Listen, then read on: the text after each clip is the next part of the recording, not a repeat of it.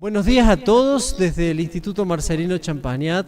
En esta mañana realizamos un webinar, que es un webinar bastante original porque va a contar con la presencia de un visitante que es un muchacho que se llama Nicolás Depetris, que él vive en Estados Unidos, estudia en Estados Unidos, pero ha hecho parte de su formación de educación primaria y secundaria, parte de la educación primaria acá en Río Tercero y toda su formación secundaria de educación secundaria acá en Río Tercero. Entonces nos pareció interesante que él venga a compartir su experiencia, su familia, cómo fue que llegó a Estados Unidos, cómo es su vida allá. Bueno, una serie de informaciones que son de otro nivel de webinar de los que estamos acostumbrados, donde él nos va a transmitir una experiencia que nos puede servir a todos. Así que a Nicolás le agradecemos su buena disposición, le damos la bienvenida y bueno, los dejo enseguida con él.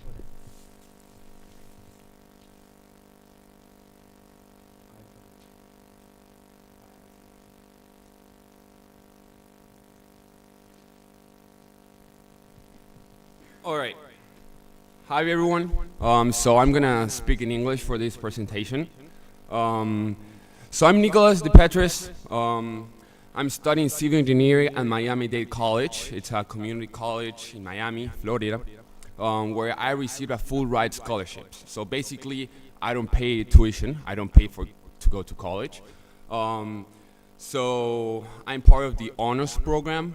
It's like a selected program inside the college where we have like different classes. It's pretty interesting, and every student who is able to get to be accepted at that program, they receive a full ride scholarship. So I'm here from Rio Tercero. I spent almost my entire teenage years here, and I went to the Alexis Garden. And I'm a tennis player. I played tennis my entire life, competitively. I was pretty good at it. I was top 3 in the state of Córdoba and top 30 in the country. And that was one of the first reasons why I want to go to the US. So for example, I'm gonna ask a question to all of you. Who plays a sport here? Raise your hands. Okay, perfect. So that was I was one of you a couple years ago. So I play tennis since I was like 5 years old, and I went to the US a lot. I really like that country, and that's why when I decided that I really want to go over there and play tennis for a college. Can you puedes pasar?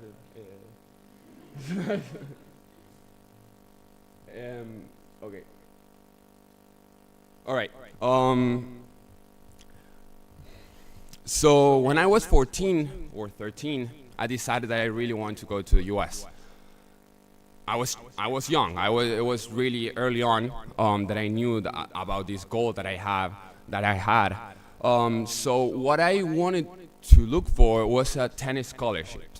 So in the U.S., almost every college, when I say college, it's the same as university. College es lo mismo que universidad. But usually they say more often college than university. So that's why I'm going to say college. So in the US, almost every college has, at every sport, they provide scholarships. So for example, if you play volleyball, if you play, or if you do gymnastics, football, rugby, almost anything, they give scholarships. And why? Because they want you to play for their team and then compete against other colleges, right? So they want to, like, as a capitalism country, they want to be the best in everything. Same thing with sports, right? So that's amazing because, for example, for people who want to go pro, for example, they want to play, like, make, football for a living, but they don't know what to do when they're 18. They have to decide, like, what I'm going to do. Am I going to go to college, or am I going to go to try to play professional football? So they can go to college and do both, right? For 4 years, they're going to be there in college studying, but at the same time, they can also play the sport, and very competitively. They have an amazing level. They're gonna be training 2-3 hours a day. Same thing with basketball. I know there are many basketball players here. And after they graduate, when they're like 22 or 23, they can then see if they want to go pro. Maybe they can be a professional tennis player if they're very well at that sport, or they can now like be professionals in what they study. So it's pretty amazing. Same thing with academics. If you're a really good student, you can perfectly apply for scholarships in that same colleges and receive an academic scholarship. And the only thing that you have to do is maintain a GPA. A GPA is el promedio, basically here, right? A scholarship is una beca, exacto. So if you get a scholarship, depends what level scholarships. A veces tenés becas que te cubren la mitad y vos tenés que pagar el resto. Or maybe if you're like very good at that sport or very good at academics, you can receive a full ride que te cubre todo y hasta a veces te pagan, que es en mi caso. A nosotros nos pagan por ir. So basically, if you're very good at the sport, you can get a scholarship. And if you're a very good student, you can also get a scholarship. So it's really good. So that was me when I was 13, 14. I was aiming for a tennis scholarship. I want to try to get one of these and not pay for tuition, que sería la cuota de la universidad. So I started training a lot. Every day, 6 times a week, 3.5 hours. I would go to El 9 de Julio. I would train there with my dad, with a couple friends, then with another guy from Almafuerte, because there wasn't that many people who were playing at like our level. So it was difficult. Same time, every summer I would go to Villa Maria, where there was a huge tennis academy over there, and I would stay for 2-3 months. So it was a lot of sacrifice to be able to increase my tennis level and to play better. But yes, I started beating a lot of guys that before of that I would lose. So I was getting better until I was 17. When I was 17, I totally burned out. Burnout es cuando te cansas, te quemas. I trained so much. Entrené tanto que me cansé del deporte. Like I didn't want to play anymore. I was frustrated. I stopped improving. It was really hard because I didn't know what to do, right? Because I still had this dream, this goal of wanting to go to the U.S. and study over there. But at the same time, I didn't want to. I was hating tennis. That it's pretty normal. Especially when you are 16, 17, now you start to go out, you start going to boliches, and it's hard. So it was really hard to me, especially because you have to compete, you're off town every weekend, so it's hard. So when I was 17, I totally burned out, I was hating the sport, and I didn't know what to do. It was really frustrating. But glad I was a really good student at my school. I always had very good grades. And when I was in my junior year it's en quinto, and senior year is en sexto. So when I was in my junior year in quinto, I started doing like extra things, right? A lot of extracurriculars. I started to get involved, for example, in the student council in my school, in el centro de estudiantes. I started participating in a lot of math, physics, Olympiads. Empecé a participar en un montón de cosas fuera de lo que me pedía el colegio, ¿viste? Empecé a participar en la Olimpiadas de Matemáticas, de Física, empecé a participar en el centro de estudiantes, en Formando Emprendedores, que es una competencia de administración de empresas, y muchas cosas relacionadas a esa. Why? Because I wanted to create a curriculum. When you apply to a college in the US, they usually are like businesses, like companies. You have to like send a curriculum, and they're gonna determine if they're gonna accept you or not. So during my en quinto y en sexto, I was doing all these things, and when I reached sexto, when I reached my senior year, I started applying to all these colleges. So puedes mover.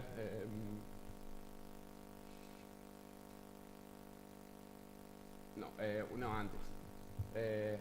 Antes. Una menos. No, una más. Una más. Okay, so what do they, so how?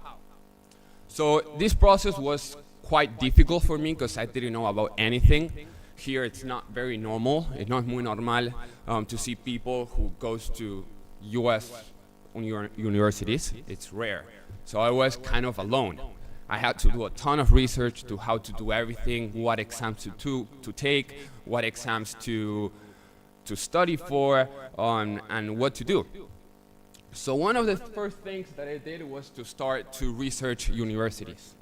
In the US, you have like 5,000 universities. It's incredible the amount of universities that they have. So you have to start looking for the ones that you like the best, right? You can search them based on academic level, viste qué tan buenas son las universidades en tema académico, or depending or in the sport level. For example, if you're a basketball player, you kind of know, más o menos sabes a qué nivel vos jugás. So you can start like searching for those universities and see what people are in those teams, what they did before going to that college, and now you know kind of what level they have to see if you are at that level. So si más o menos vos tenés un nivel parecido a ellos, vos decís, bueno, puedo aplicar a esa universidad porque capaz que sí me dan beca y puedo estar en su equipo para jugar ese deporte. So the first step is to do that. Once you kind of know what college you're going to apply for, you have to study for exams. So first of all, you have the TOEFL or the Duolingo. Those are two language proficiency exams for English. So once you take those exams, it's kind of the first for English. Here, I think you're gonna take the exam. So it's very similar, but the first is from the UK, from England, or from the United Kingdom, and the TOEFL is from the US. So you have to take that one, and you will receive a score, and depending on that score, it's gonna determine what language level you have. And then the SAT. For this exam, I studied like for a year and a half. It's kind of hard, but it's not that you like. Yeah, so it's hard.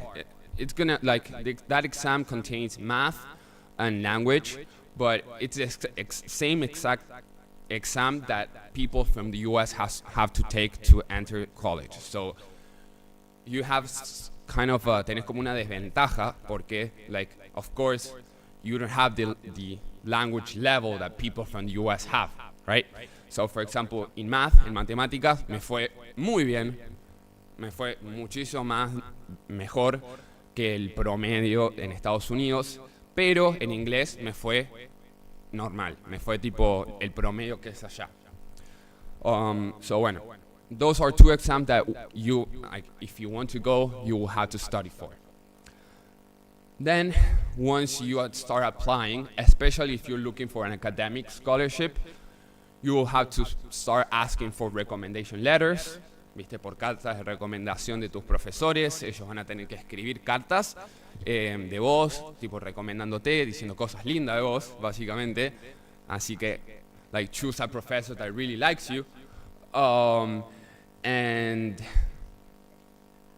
to write a letter, and essays. So once you apply to colleges, every college will require you to write essays. Essays about X things. For example, I don't know, why do you want to come to this university in particular? So now you have to do a ton of research about that college and see why you want to go there, right? And you write why I want to go to that college, and many weird questions that I don't know why they ask, but they do. So you have to answer them. And second of all, and most important, English. Apparently you need English to go to the US. So el inglés, sumamente importante, obviamente.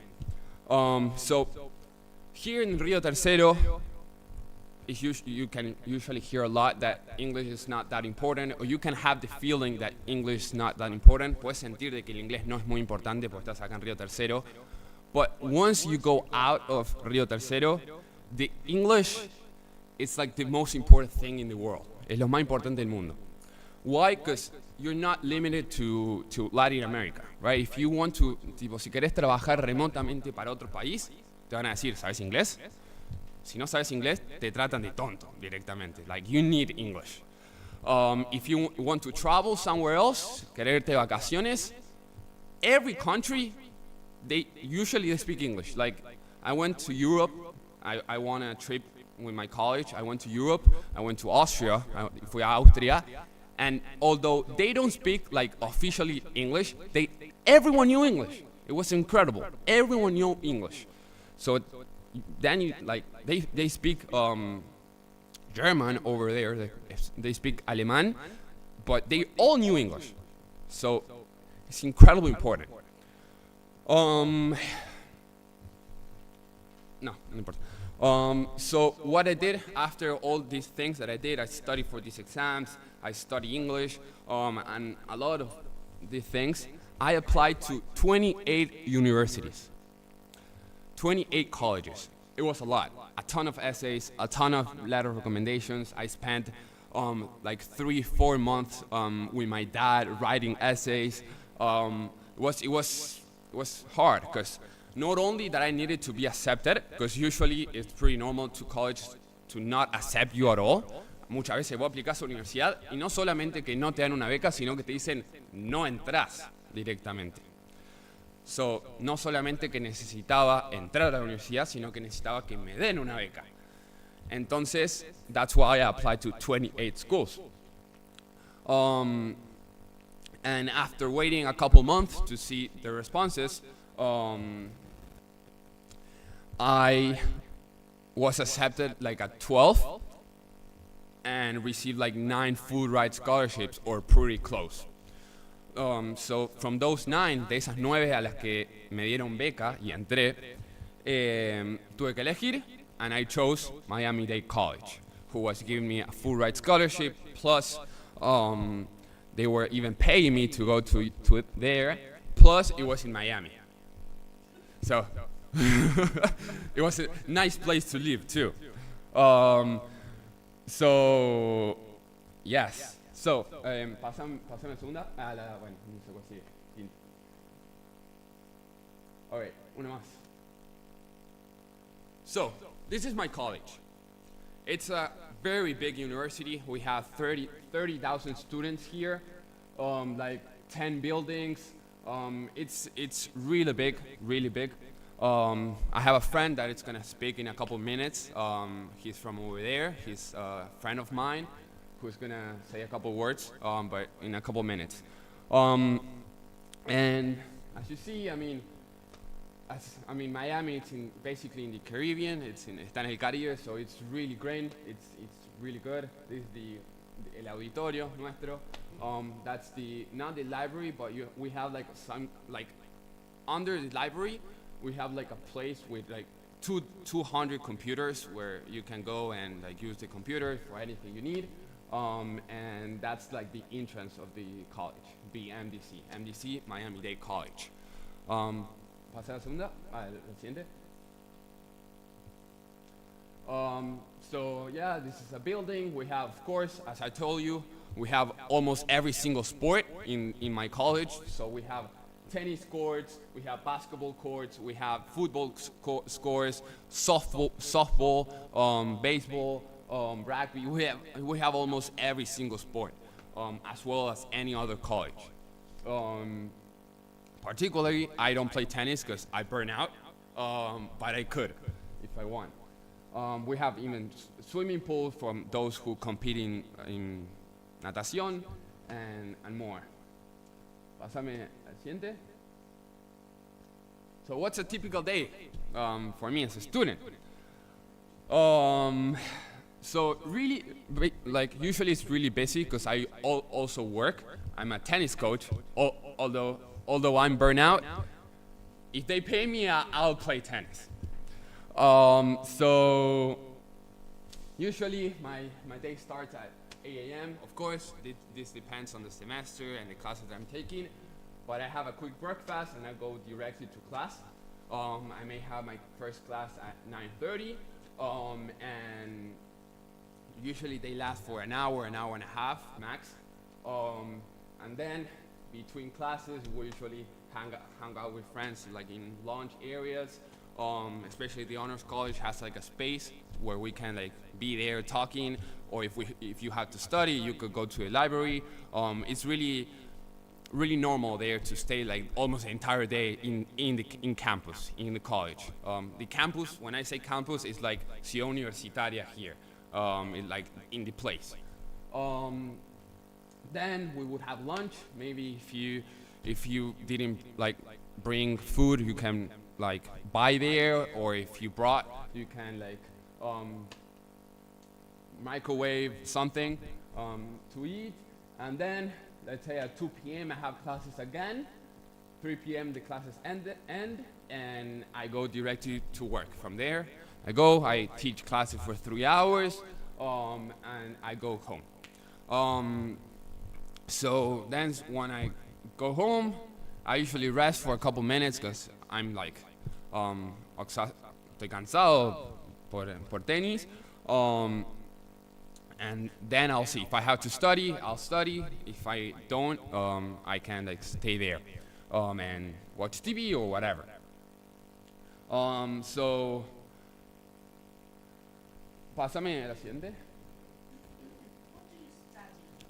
Oh, no, yeah, civil engineering. Civil engineering, yeah. I didn't say. I thought I said it. I said it? Yeah. Okay. Perfect. Yeah.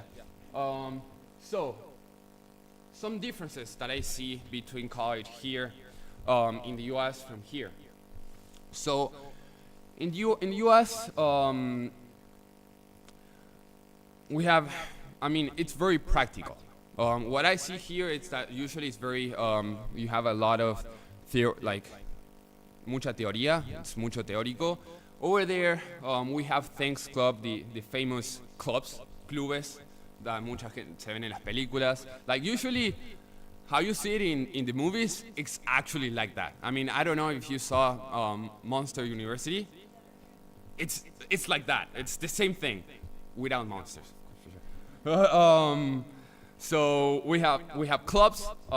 You have math clubs, engineering clubs, psychology clubs, dentist clubs, almost any, and you can create one too, right? You have a budget. The university usually gives you like some kind of money, so you can like create events and do things.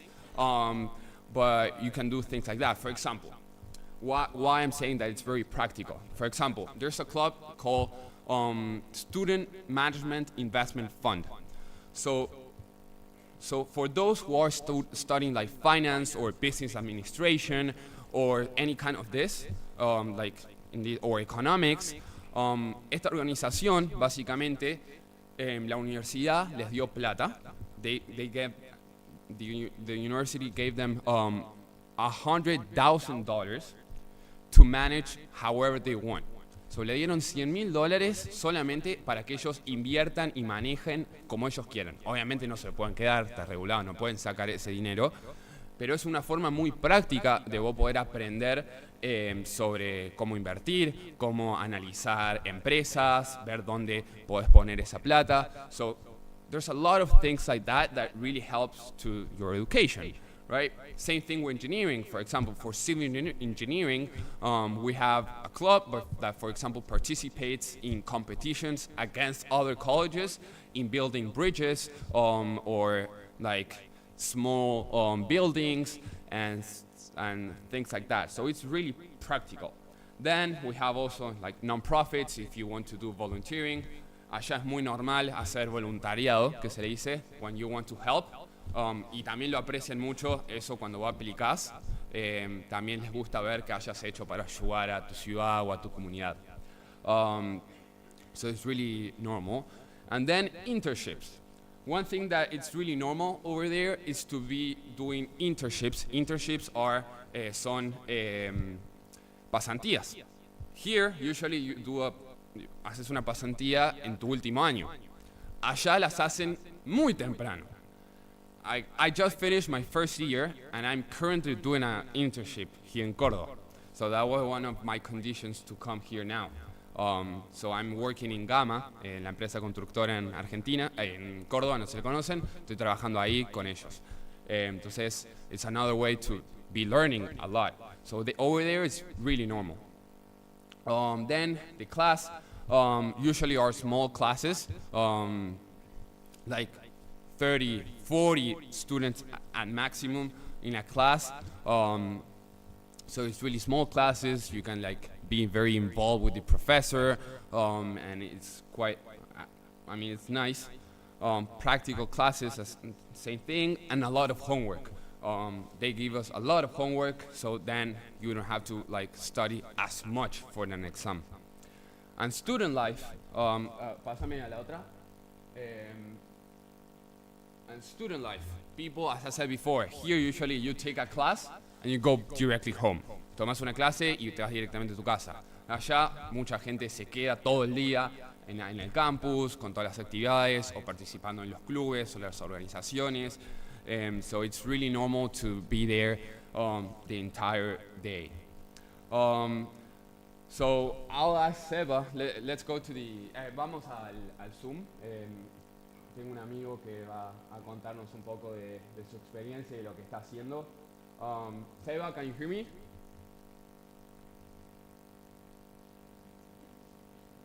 Come on, Seba. Seba, can you hear me?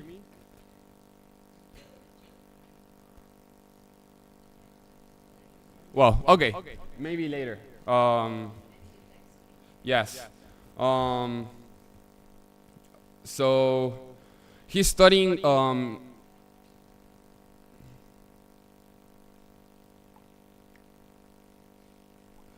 okay, he's gonna join in a minute.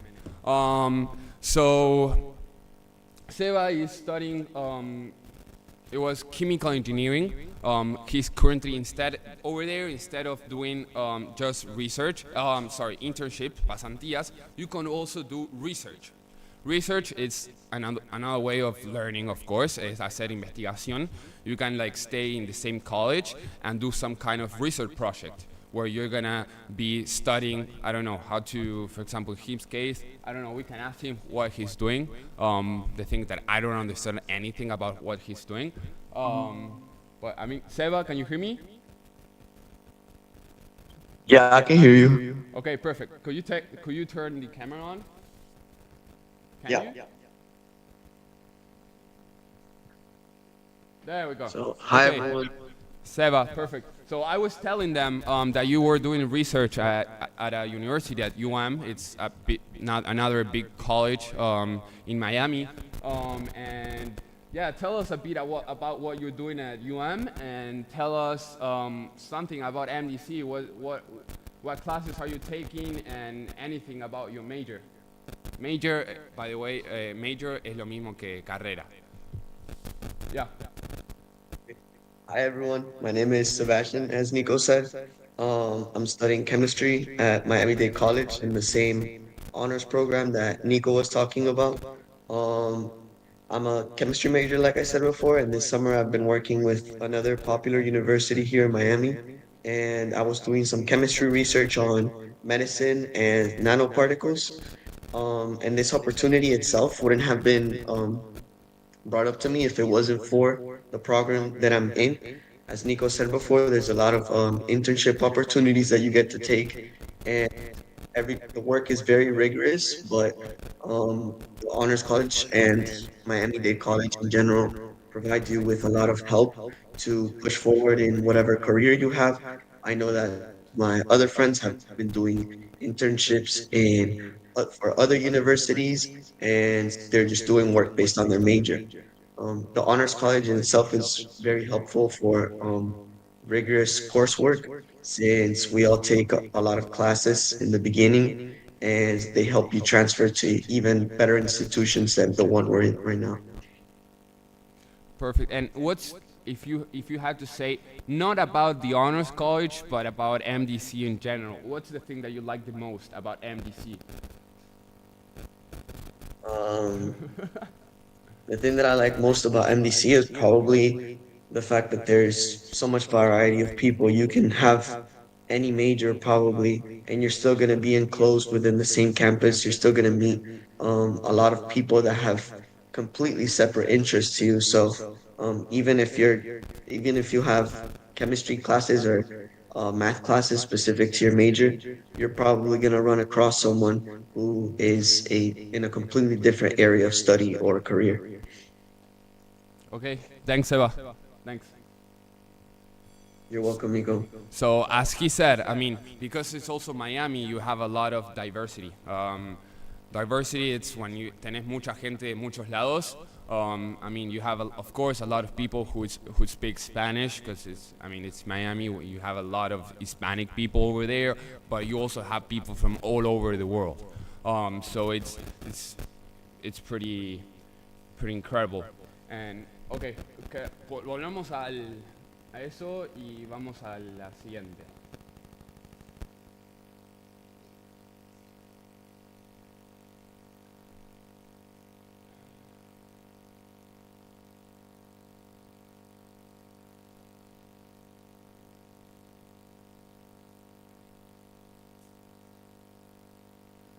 So, what have I done in this last year? So, I have done a lot.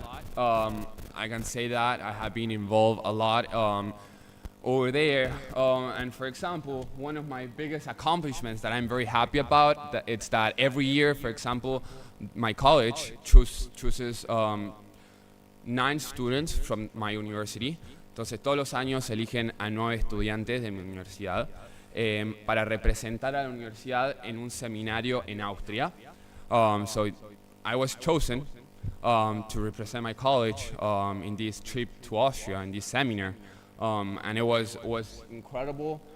For 10 days, we were the first 7 in Salzburg. Los primeros 7 días estuvimos en Salzburgo y los últimos 2 fuimos a Viena. So it was incredible. There I have a picture. Seba, fortunately, he wasn't able to go. I have a lot of faith in him that he's gonna go this year, like the following year. So hopefully he goes. But then those are also one of my 2 best friends, and those 2 girls, we met them over there because I didn't know them. So it was incredible. Then here, I'm president of the engineering club. So we were doing a ton of events. So me convertí en presidente del club de ingeniería de mi universidad. Así que bueno, ahora estamos también viendo a ver un montón de cosas que queremos hacer para este año. And here it's another picture about a business club that I participated in my first semester. That we took a lot of pictures, and because of course every club has to do like a lot of social media to promote the club, so it's really fun. And yes, that's me. That's my experience. It has been pretty incredible. ¿Quieres pasar a la siguiente? Here's my contact information if you want to text me, email me, or whatever. If you really want to go to the US to study, that's something that you want to do. I would imagine, me imaginaría que seguramente conocen a alguien que lo hizo con un deporte, que es lo más normal. Maybe there's a lot of people who do it with tennis, with basketball, and many other sports. So let's go to a Q&A, pregunta por preguntas, y bueno.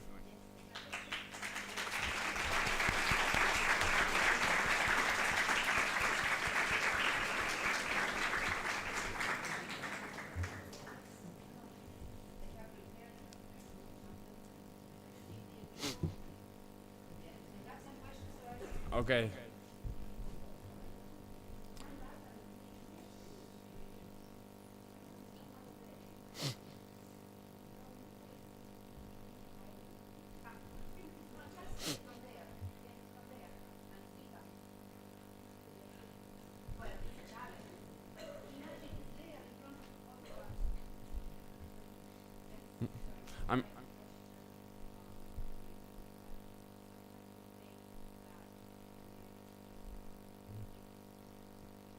Mm-hmm. All right. Yes, of course. I mean, it's safer than here. That's for sure. Um, as any other country, you have places that are less safer than others. I mean, of course, every country has that neighborhood or couple of neighborhoods that you really don't want to go because I don't know, maybe you're scared of. But usually it is safe. I mean, for sure, like one thing that shocked me now that I'm quite used to it now is to go in the street the entire day with my phone, for example, over there. Here, everyone is like, don't take it. They're gonna rob you. They're gonna steal it. So that's a major difference. Or, for example, same thing with my iPad. For example, here, like, I shouldn't take it. Like, if I'm in a bus or whatever, like, over there, if you're in a like urban bus, si estás en el urbano, perfectamente puedes ver a cualquiera con la computadora así, o con el iPad, o con un celular, like doing work or anything. So yes, it's safer, but of course, as any other country, we have places that you wouldn't want to go. Mm-hmm. Hi.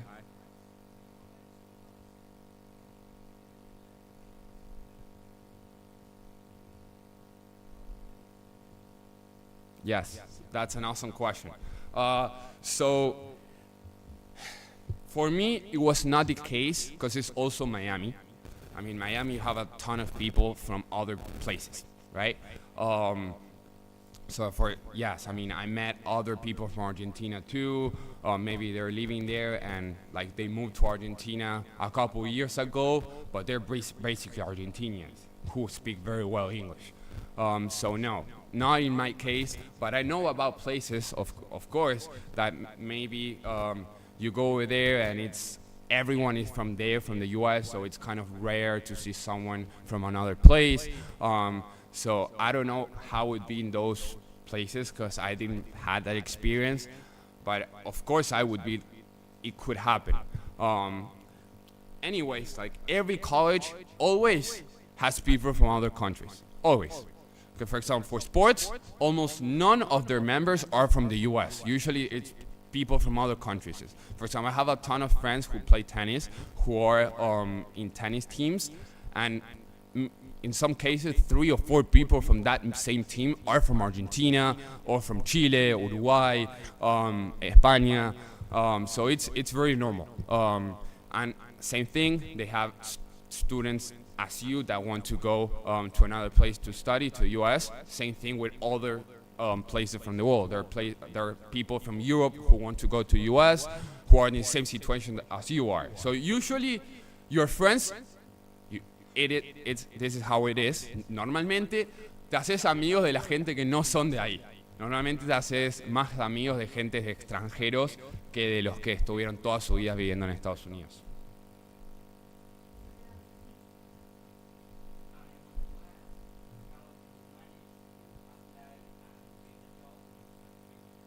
That's an awesome question too. So that was a huge challenge. It was really hard because I just finished my first year, terminé mi primer año y ya estaba buscando pasantías. So it was really challenging, especially here because like in the US it's normal, as I said before, es normal ver gente que sea tan joven y quiera buscar pasantías. Acá no. So it was hard. Especially because mi currículum era muy distinto al del resto, porque tenía todos estos clubes y cosas que acá no hay, entonces me decían tipo, wow, que no sé ni qué es todo esto. So it was challenging. I had to, I basically talked by LinkedIn. I don't know if you know LinkedIn. So I use it a lot for professional work. It's awesome. It's also very normal for people to have it there. Entonces le empecé a escribir a todas las empresas de construcción que había acá en Córdoba, les escribí, les mandé a mi currículum, les escribí, les asistía, les escribí a todos los ingenieros de las empresas, muy, muy pesado, básicamente. And Gamma basically ended up saying, okay, yes, come, and I'm not now working with them. But yeah, it was hard. It was not easy. Yeah, so I started late, but usually they last for the entire summer. So now I'm in summer vacation. Ahora estoy en mis vacaciones de verano. Allá es reversa. Cuando acá es verano, allá es invierno. Y cuando es allá invierno, acá es verano. Entonces yo ahora estoy en verano allá. Entonces me vine para acá. Y I started like 1.5 months later because it was really tough for me to find this job. But usually they last the entire 4 months. But yeah, I'm gonna be working with them like for 2.5 months. So it's really hard. Yes, I wasn't expecting to. I was expecting to do it for free because it's part of your experience. But I am. Somehow they offers me something. Of course, it's not that wow of a pay, but I was not from nothing to something. It's a lot. Yeah. Yeah.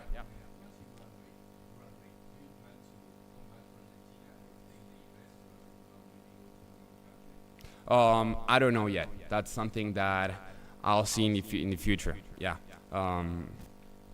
But I mean, I have 3 years left.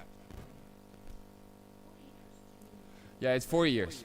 Every career is 4 years, except if you want to study, for example, medicine or to be a lawyer or these kind of careers.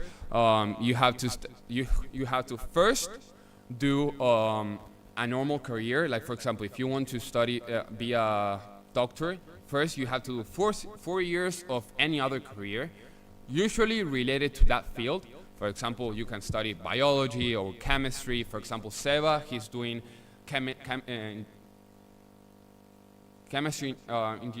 engineering, but he wants to become a doctor. So after that, he will have to study for another 4 years to prepare to be a doctor. So, but yeah, to be an engineer usually it's 4 years, but it's pretty normal to do like a master degree that it's also 2 years and you specialize in something more specific.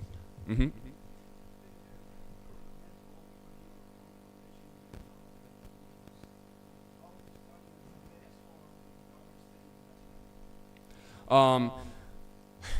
So it's gonna depend a lot of in what you want to do. Usually, for those people, because now I can it's very normal to hear people who want to go to another country, right? Es muy normal escuchar gente que se quiere ir del país o cosas como esas. I usually say that first try to study a career here, try to go to college here, go to university, and after you have that title, ese título, ahí decís qué haces. Porque eso te va a permitir abrir más puertas en otros países, te va a permitir crecer más. O go to that country and study it. So if you want to go to the US, the easiest way to go to the US and try to live there, it's via studying something. So if you're a student, after you graduate, you can work for an entire year. And in that year, you can, if you enter, for example, a big company or something, they can give you like a working visa and you can stay there until, and you start growing there, right?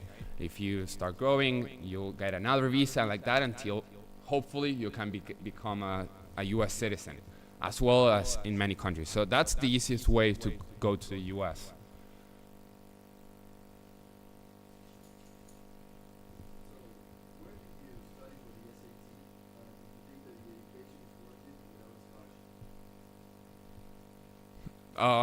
That's a good one.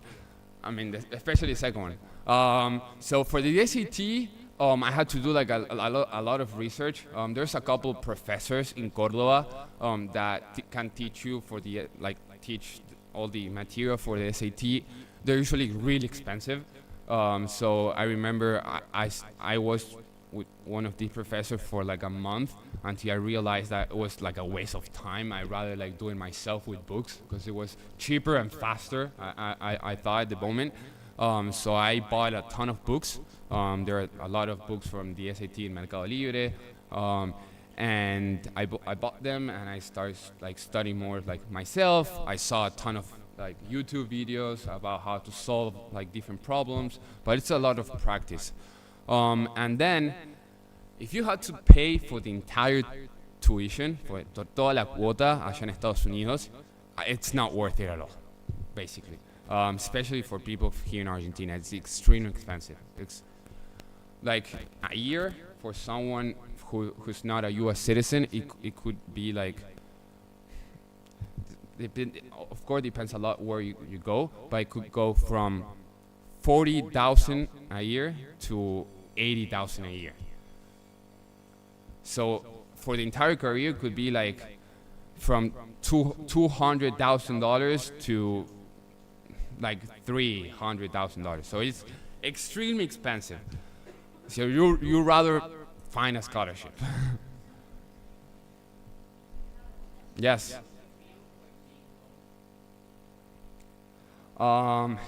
That's a tough one, especially because I have a girlfriend too here.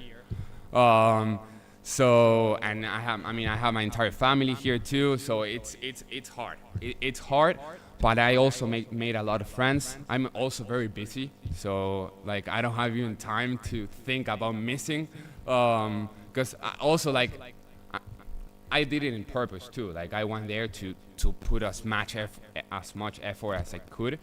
But of course I have friends. I mean, we go out there also. Salimos allá. Boludeamos mucho también. So, I mean, it's tough to be alone, but I mean, now with FaceTime, like video calls and things like that, it's more possible. It's more easy to process.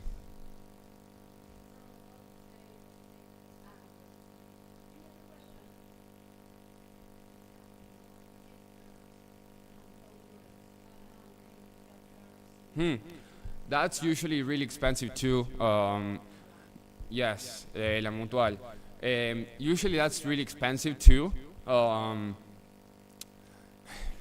It's gonna depend on your scholarship too, because usually if you have a really good scholarship, it's gonna cover everything.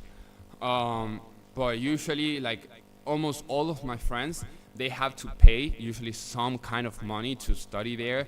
Usually it's like around $4,000, $5,000, $6,000 a year, and that's of course with the scholarship included. So usually the healthcare is usually in there. Maybe some also like lunches and like food is also included in there. So it's really expensive, but it's going to depend a lot of your scholarship. Mm-hmm.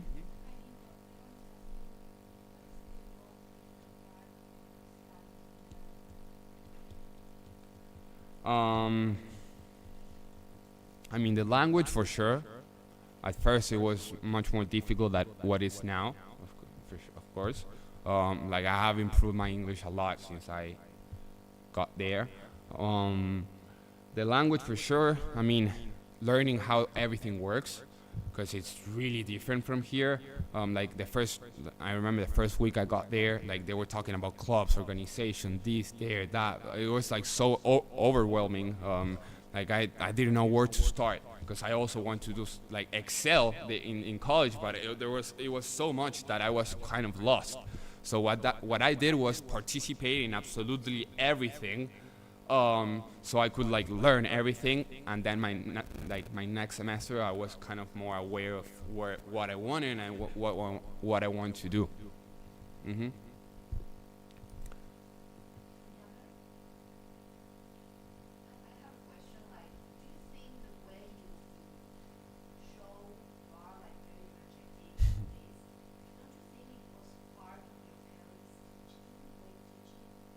Absolutely. So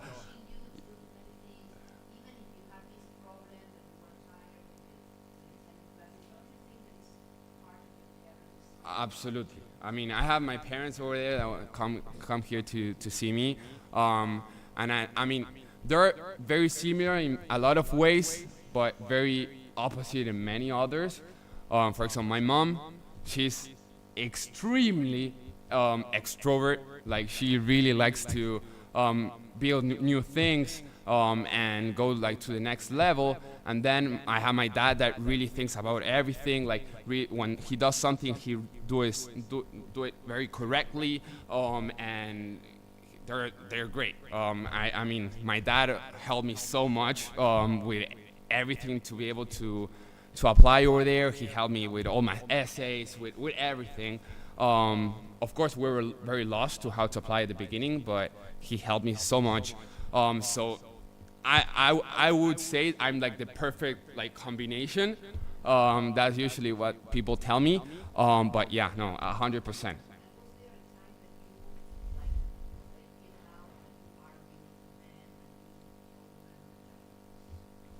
All the time also. Oh no, wait.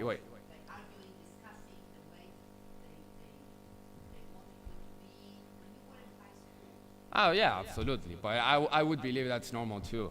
I mean, at our age, you usually think that you do everything better than them. It's pretty normal. Siempre uno piensa que hace todo mejor que ellos. But it's pretty normal. And they also understand that now.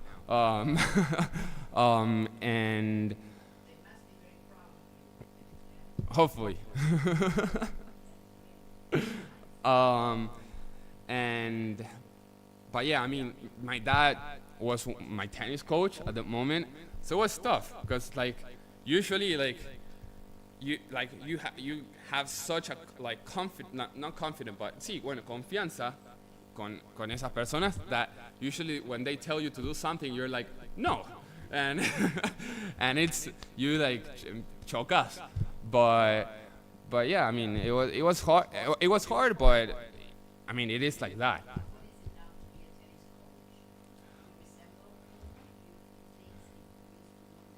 Oh yeah, all the time, Yes.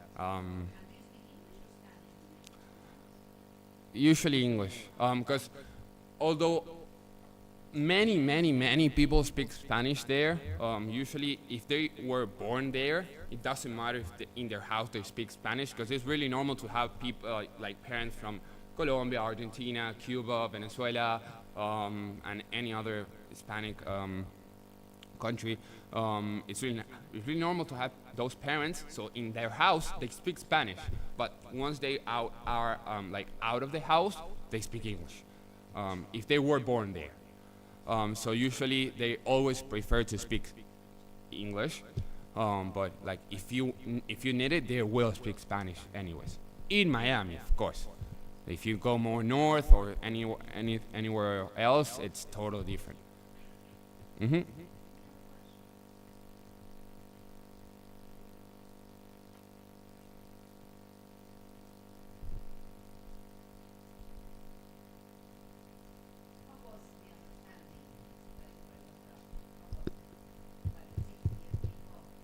So, a mí me pidieron que hable en inglés, así que...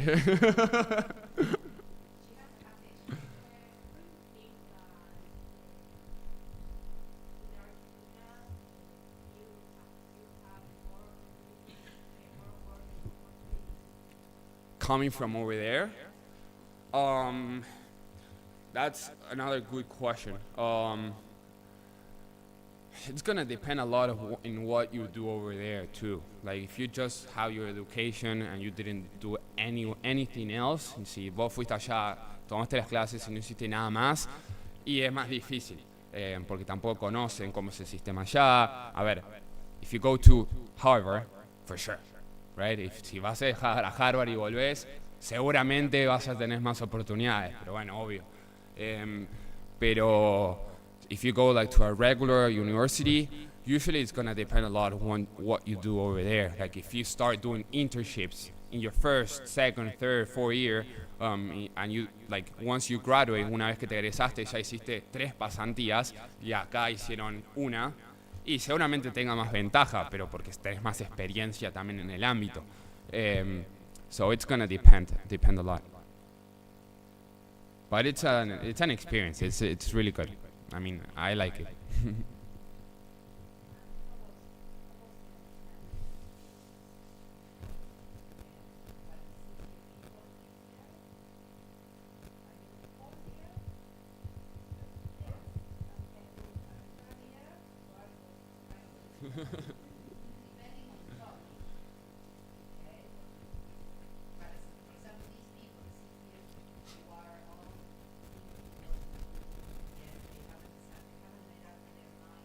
Mm-hmm.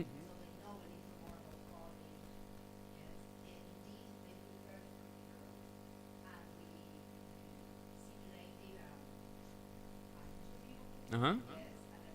In English or in Spanish? In English?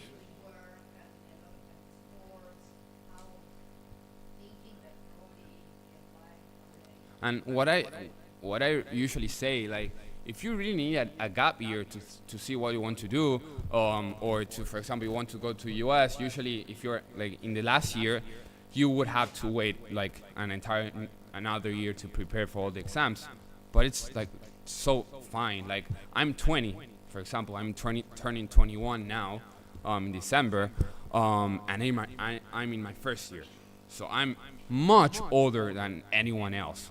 And like 1-2 years, it doesn't make any difference. It's exactly the same thing once you graduate. So yeah, like if you need time to decide for something, just wait. Like, it's not gonna kill you. Mm-hmm.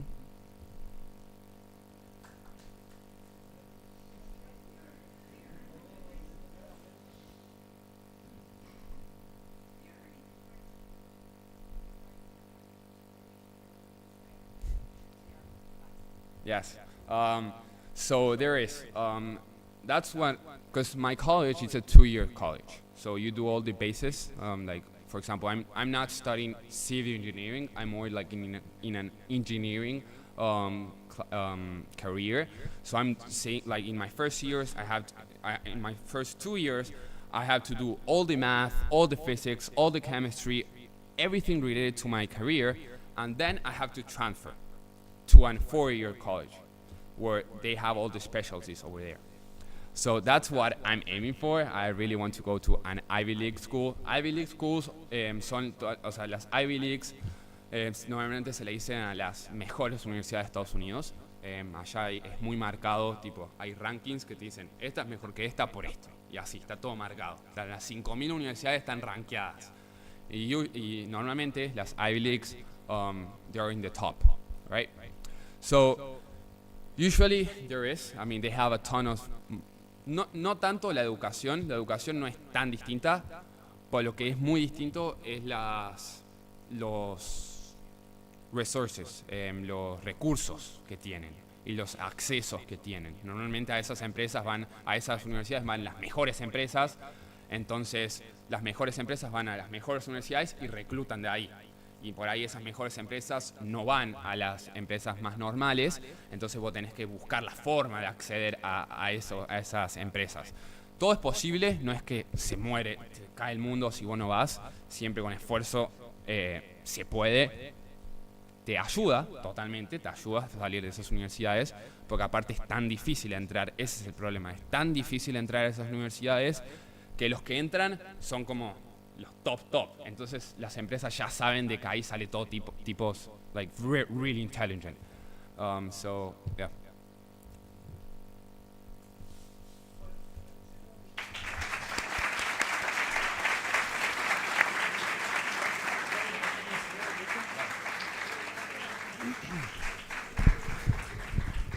Bueno, muy bien, agradecemos a Nicolás. La verdad que escuchándolo es muy lindo escuchar a un joven con tantos ideales, con tantos proyectos, con tanta energía, con tanta visión de futuro y con un gran esfuerzo en muchos ámbitos para lograr esos sueños y esos objetivos. Esto realmente contagia un entusiasmo y abre la perspectiva de la vida de una manera increíble. Así que te agradecemos por todo lo que nos has transmitido, que más allá del contenido que fue importante, también el entusiasmo y la pasión por lo que haces, Nicolás.